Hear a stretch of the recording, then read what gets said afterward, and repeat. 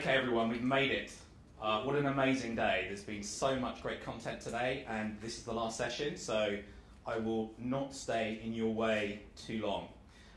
This is my second time here in Tokyo. I was here 3 years ago for another event. Next week I turn 43, and I can't believe in those years I've only been in Tokyo twice. It's a wonderful, wonderful city, so thank you everyone here locally for having me. It's been a pleasure as always. Thank you Atsu and Taiji and all of the organisers. Wataru-san already thanked everybody. I thought I would get to do that as well. It's been a really great day. And when Matthew and his team started DevRelCon in London in 2015, I was at that first one, and I remember having this impression that it felt like group therapy, if that makes sense to you, for people in developer relations. There was a lot of great content, a lot of very similar feelings and thoughts shared between us at the event, and I always enjoyed coming to DevRelCon. Absolutely honoured to be the last speaker as well. I cannot wait for the karaoke later on. I will nail it, I'm just saying.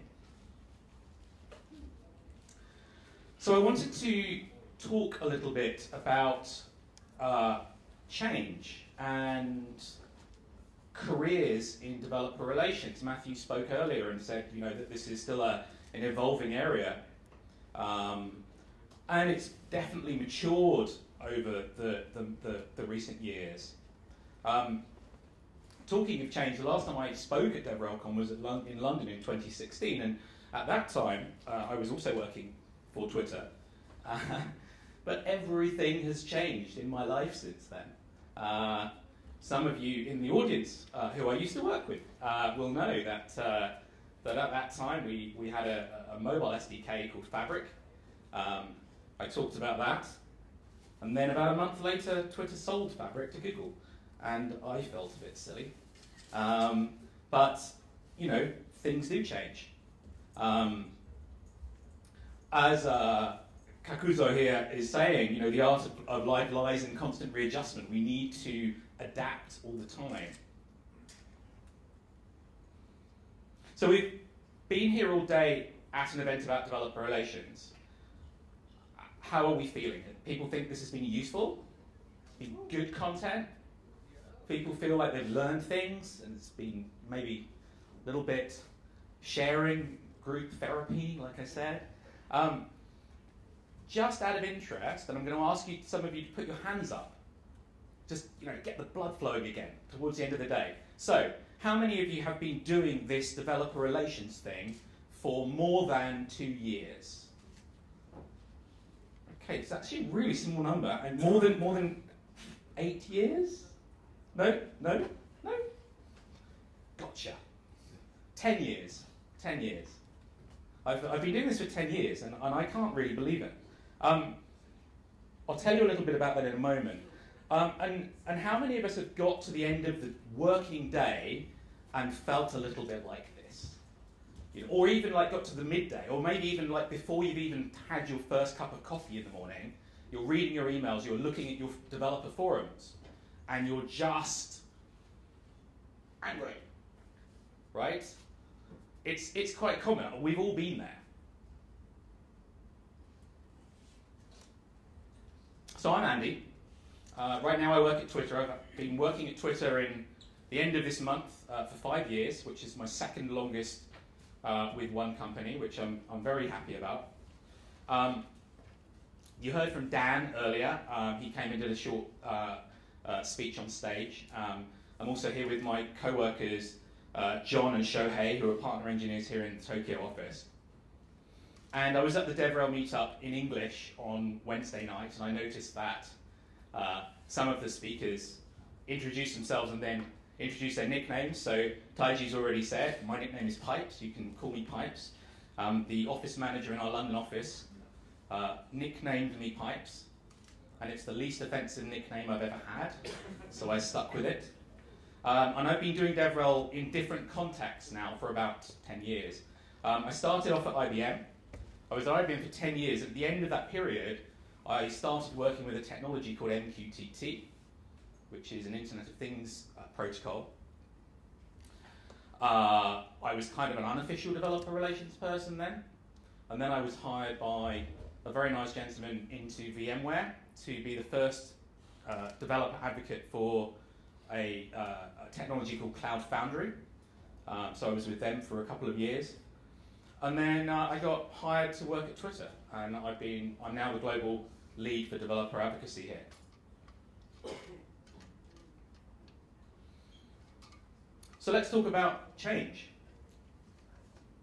I've already mentioned that the last time I spoke at a DevRelCon, I was talking about how Twitter had used its mobile SDK to kind of reinvent its developer community.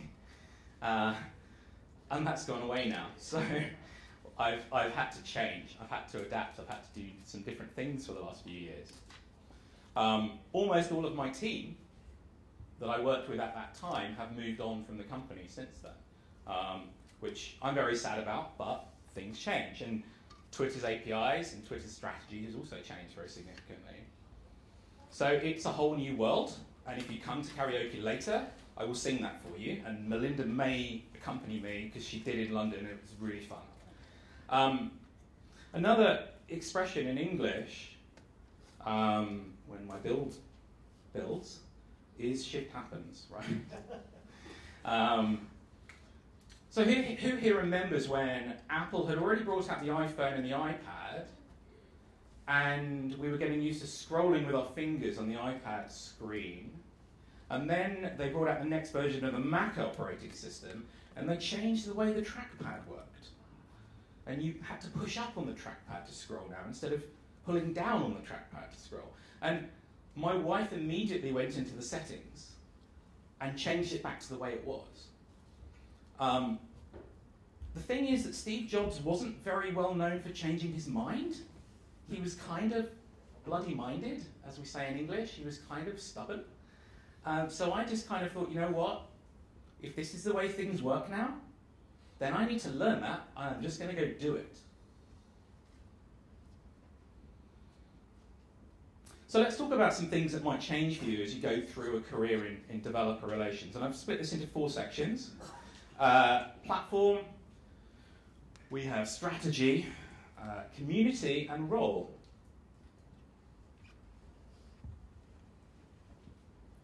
So platforms continuously change, and I'm not just talking about your company and your technology platform. I'm talking about all technology.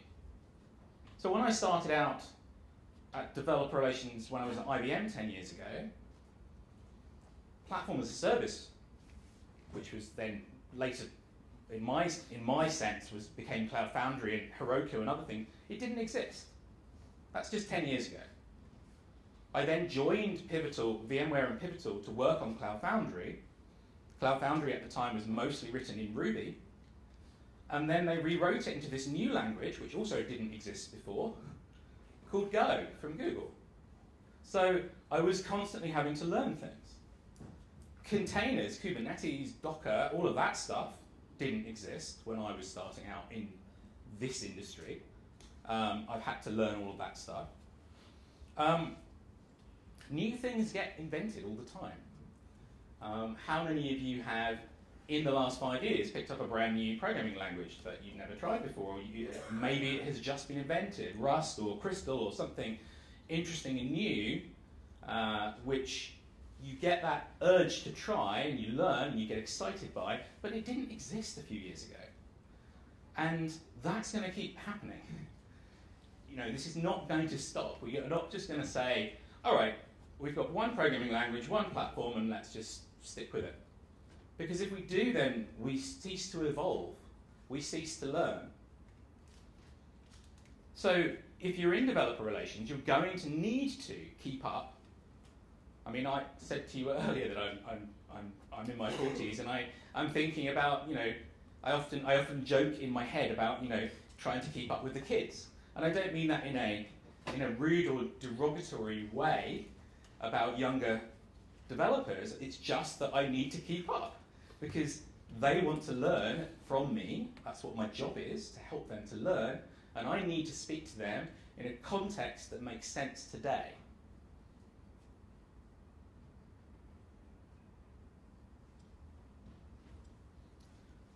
Companies change their strategies frequently. Perhaps if you follow Twitter, then you may think that we change our strategy more often than others. But certainly in the 5 years I've been with the company, we've had a number of different initiatives.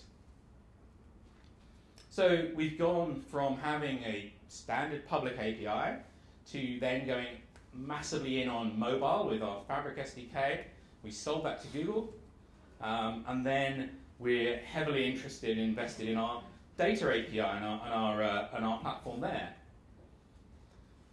Now, as Wataru-san said, it's really important to love in developer relations what you're doing and love your product. I love the product, I love the company, I love the platform I work on. It would be really easy, and sometimes it is actually very easy, for me to get frustrated. But frankly, I'm not the vice president who is making the choices about our strategy. And if I have my say, and I do have my say on things as they go along, and I can offer my views and advice, I don't make the final decisions. And that's okay, that's how jobs work, right? We're not all in charge of the company. Some of us in the room may be, but that's not me in this case. So things change, and it's important for me to adapt and to go along with them. Communities change. Back at the start of my career in developer relations, I was working, as I said, on this technology called MQTT. It's originally an IBM technology, and IBM at that time was going through a process of open sourcing it and donating it to the Eclipse Foundation. It was really exciting. I'm an open source fan. I think it's fantastic to share technology and share ideas and co-develop. Matt's talked about open source earlier, and I just can't thank him enough and the Ruby community enough for everything that the Ruby community's built. And I really helped, as we started to open source MQTT, to build out the community around it. And more, but as that happened, more companies started to come and get involved, and started to want to change the specification. And that's really difficult. You know, you have to adapt to the community and how they change, and the different voices and the different people and the different opinions that join. Now the same thing happened with Cloud Foundry. VMware had this open source project called Cloud Foundry. That's now kind of headed up by another company called Pivotal that spun out from VMware a year after I joined. And it's a cloud foundation now. It's gone into a foundation, and other people contribute. So there's not just one community there. There's lots of different opinions. That's all healthy. This is open source. This is what open source is about. It's about sharing. It's about listening. It's about understanding. But it means that your individual influence as somebody in developer relations, as an advocate, as an engineer, will change over time. And with your reputation, you may be able to retain some influence, but if you don't, that's okay. It should be okay. If you're in this role, if you're in developer relations for rockstar status, I would encourage you to think again. Because in my opinion and my experience, the most successful folks in developer relations, in advocacy, in community building, are not the rock stars. They are the people that work with others and quietly get on with it and help. And your team will change. I mentioned that many of my good friends who I used to work with at Twitter have left the company at this point, and that's sad. People come and go. We've hired new people. We're hiring people as we speak. You'll need to think about handover. as teams change. If you're interested in this topic, there was a great talk at DevRelCon in November in London by Mary Fengbo and Rain, and you can watch that online. It's a really good talk. And by Mary's book. I'm one of the avocados on the front of the book. Yeah, definitely. And Barak was there, and he agrees, so extra endorsement. Thank you. So finally, in the room, could you put your hand up if you consider yourself a developer advocate? A few. Okay, partner engineers? Engineers? A few people? Community managers? There's a couple of those. So developer relations, for me, is really cool because it's a really broad space, right? We've already Matthew already spoke about the fact that we're all in marketing, fundamentally, and I 100% agree. So you could be a marketer, technical marketer perhaps, you could be an evangelist, an advocate, partner engineer doing more kind of engineering type, SDK building type tasks. You can be a documentarian. There's loads of cool things. Now, I've been an advocate up until last year, so 9 years. Yeah, 2 years at IBM, 2 years at Pivotal Cloud Foundry. Yeah, numbers. And then last August, suddenly somebody said, well, you should really be hiring people. So you should be a manager. But I like helping people and answering questions on forums and contributing pull requests on GitHub. And now I'm a manager, and it's weird to me. I never asked to be a manager. I love being a manager. It's amazing. It's really giving me a new set of skills. I'm still an individual contributor to our projects and to our team, but I'm now hiring people, I'm mentoring people, and I'm leading a team. And that is an entirely new set of skills. And I'm very, very lucky.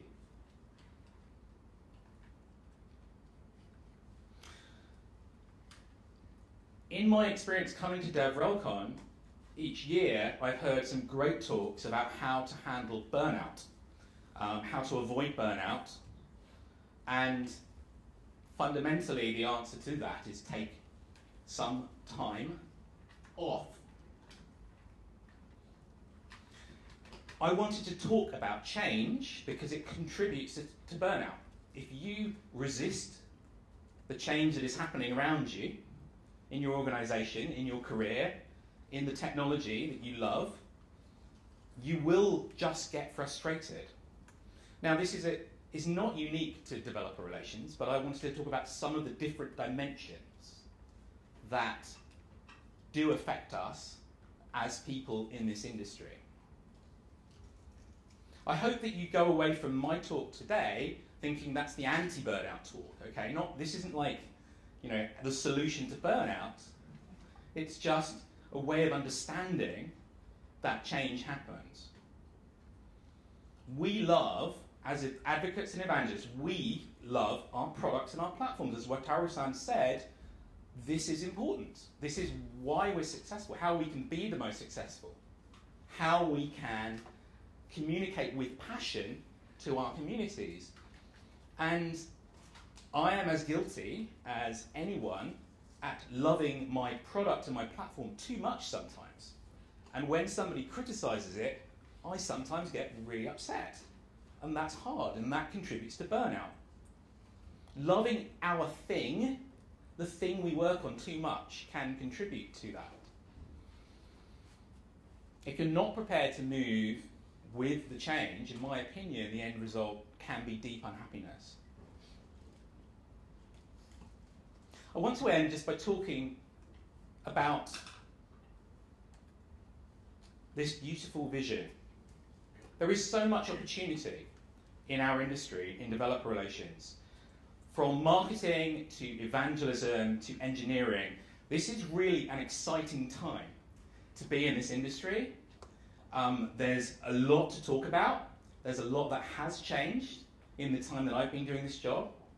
But I'm really delighted to be part of this industry and part of this community, and I really hope that you all go away from this today and are extremely successful in your jobs. Thank you very much.